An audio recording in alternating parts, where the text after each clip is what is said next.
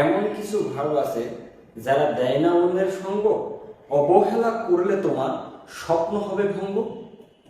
এমন কোন বিশ্ববিদ্যালয় প্রশ্নবাদ দেয়নি যা বিলংস টু হইল এদের সবার উপরের ছাদ। হ্যালো শিক্ষার্থী বন্ধুরা, আমি ব্যতিক্রম মিরাজ বরাবরের মতো আবারও অ্যান্টিবায়োটিক সিরিজের তৃতীয় ক্যাপসুল নিয়ে তোমাদের সামনে হাজির হয়েছি।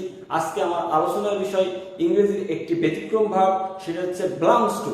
belongs to ভার্ব যেন চারি সাইড দিয়ে ব্যতিক্রমে আটকে রেখেছে, এটা যেন ব্যতিক্রমের বেড়াজালে আবদ্ধ। belongs to ভার্বের প্রথম ব্যতিক্রম নিয়ম হচ্ছে এটা স্টেটিভ ভার্ব। আমরা জানি স্টেটিভ ভার্ব ওই সকল ভার্বকে বলা হয় যেগুলো কন্টিনিউয়াস বা পারফেক্ট কন্টিনিউয়াস টেন্স হয় না। যেমন এর একটা উদাহরণস্বরূপ সি একটা স্টেটিভ ভার্ব। এই সি স্টেটিভ ভার্বটা যদি বাংলায় কন্টিনিউয়াস অর্থ বোঝাইতে চাই তার একটা কন্টিনিউয়াস টেন্সে ইউজ করতে পারবো না, সর্বদা এটা প্রেজেন্ট ফর্মে ব্যবহার করতে হবে।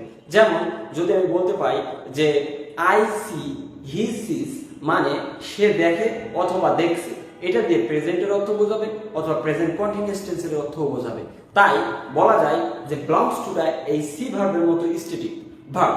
অনুরূপভাবে belongs to হচ্ছে ওই সকল ভার্বগুলোর মধ্যে একটি ভার্ব যে ভার্বগুলো কখনো প্যাসিভ হয় না। যেমন আমরা জানি হ্যাপেন একটা ভার্ব যেই ভার্বের কখনো প্যাসিভ হয় না। যেমন আমি বলতে পারি না হোয়াট ইজ হ্যাপেন্ড, মানে কি ঘটানো হয়েছে। হ্যাপেন এমন একটা ভার্ব যে নিজে নিজেই ঘটতে পারে, এর জন্য হোয়াট হ্যাপেন্স অথবা হোয়াট হ্যাপেন, কি ঘটেছে। belongs to টাও ঠিক অনুরূপ এই হ্যাপেনের মতো, এটা কখনো প্যাসিভ করা যায় না। belongs to তৃতীয় ব্যতিক্রম রুলস হচ্ছে belongs to সাবজেক্ট সর্বদা পেছনে বসে বা শেষে বসে, টু এর পরে বসে, কিন্তু তার অবজেক্ট শুরুতে বসে। যেমন আমরা একটা উদাহরণ দেখলেই পরিষ্কার হয়ে যাব। যেমন উদাহরণের দিকটা খেয়াল রাখেন, the rooms belongs to me। দেখেন এখানে দ্য রুম এটা কিন্তু অবজেক্ট, আর belongs to me এখানে আই মি হচ্ছে সাবজেক্ট। কারণ হচ্ছে এই রুমটা কার? আমার। এখানে মালিক বোঝাচ্ছে কি, কার সম্পর্কে কথা বলা হচ্ছে? মি সম্পর্কে বলা হচ্ছে।